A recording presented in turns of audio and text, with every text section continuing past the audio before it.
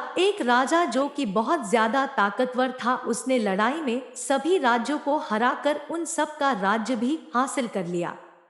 एक दिन उनके महल में एक व्यक्ति आया और बोला, भले ही आपने दुनिया जीत ली हो, लेकिन अभी भी आपके पास एक चीज की कमी है। राजा ने कहा, किस चीज की कमी है, बताओ। व्यक्ति ने कहा, जाने दो, आप उसे हासिल कर ही नहीं सकते।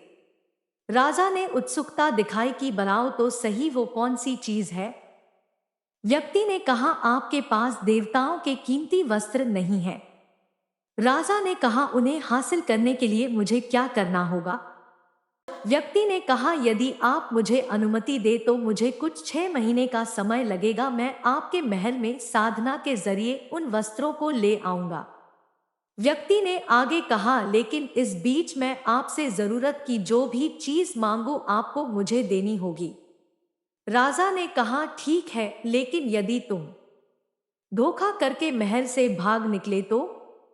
व्यक्ति ने कहा, इतने बड़े राजा को भला मुझ जैसा साधारण व्यक्ति कैसे धोखा दे सकता है।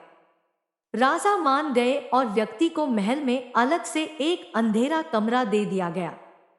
हर रोज व्यक्ति राजा से खजाना, धन, आभूषण मांगता। देखते ही देखते 6 महीने से ज्यादा बीत गए।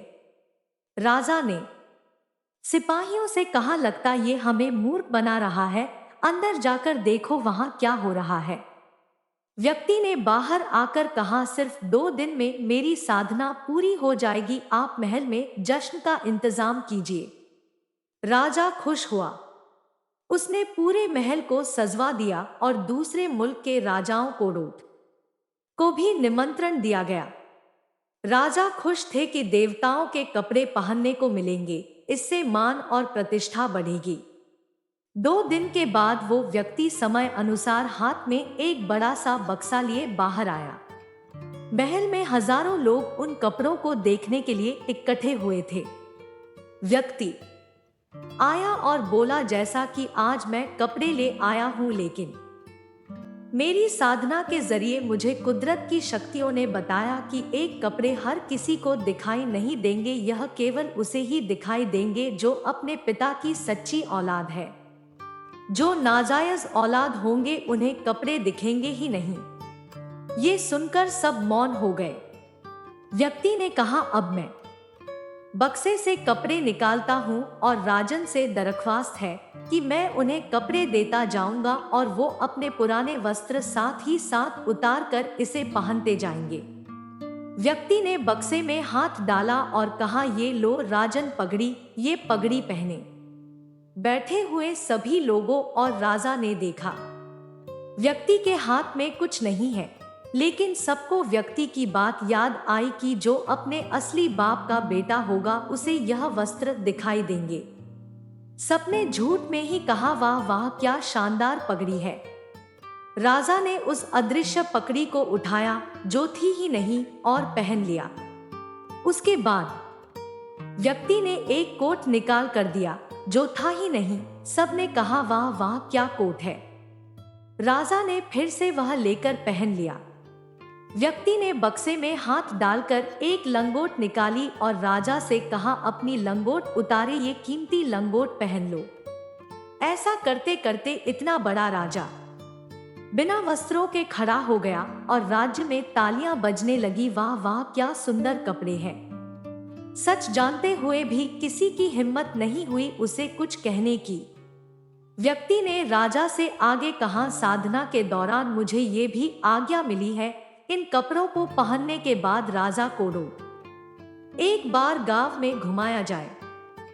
राजा चिंतित हुआ कि महल तक तो ठीक था, बिना कपड़ों के पूरा राज्य मुझे देखेगा तो मेरी क्या इज्जत रह जाएगी। व्यक्ति ने राजा से कहा, आपकी चिंता क्या है मैं समझता हूँ, लेकिन चिंता न करे, जो संदेश इस महल में दिया वही गांव में भी भेज दिया गया है कि ये कीमती वस्त्र केवल उसे ही दिखाई देंगे जो अपने पिताजी की सच्ची औलाद है। राजा को सारे गांव में घुमाया गया। सब ने ताली बजाकर स्वागत किया और कहा, वाह वाह, क्या अद्भुत कपड़े हैं। कुछ छोटे बच्चे हंसने लगे कि राजा नंगा है, राजा नंगा है। तो बच्चे के पिता ने उन्हें डांटा और कहा, चुप कर, मैं ही तेरा असली पिता हूँ और कपड़े मुझे दिखाई दे रहे। तू अभी छोटा है, तेरे पास देखने की क्षमता नहीं है। तू बड़ा हो जाएगा और तब तुझे जीवन का एक्सपीरियंस हो जाएगा, तब तुझे भी कपड़े दिखाई देने लगेंगे।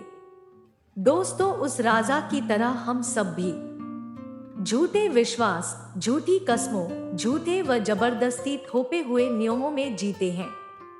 उन सब का कोई मोल नहीं है। हम सुने सुनाए झूठ को ही सच मान बैठे हैं और अपना जीवन जी रहे, और यही हर इंसान को बर्बाद करने की सबसे बड़ी वजह है। मैं इस फलाने काम को इसलिए नहीं कर सकता क्योंकि मेरी स्थिति खराब है, ये समस्या है, वो समस्या है। ये सभी बातें लोगों और परिस्थितियों की वजह ही से आपके अंदर आई है। दुनिया में ऐसा कोई काम नहीं जो आप नहीं कर सकते, लेकिन आपकी अपने झूठे विश्वासों को तोड़ना होगा जो आपके अंदर दूसरों से आया है। अगर आप खुद पर विश्वास नहीं करोगे और किसी झूठ को जबरदस्ती अपने ऊपर ओढ़ लोगे तो उस राजा की तरह जीवन भर कोई न कोई आपसे अपनी बात मनवाता रहेगा और आप दूसरों के दिए नेगेटिव विश्वास को जबरदस्ती अपना बनाते जाओगे और एक दिन बर्बाद हो जाओगे। खुद से एक वादा करो, भाड़ में जाए वो लोग और परिस्थितियां। मैं अब दूसरे के दिए विश्वास पर यकीन नहीं करूंगा। मैं अपने खुद के विश्वास से फिर से कोशिश करूंगा और आज से और अभी से अपनी तकदीर खुद लिखूंगा। मुझे यकीन है मैं कर सकता हूँ। उठो, आगे बढ़ो। हाय फ्रेंड्स, अगर आपको वीडियो अच्छी लगी हो तो प्लीज वीडियो को लाइक और चैनल को सब्सक्राइब जरूर करें।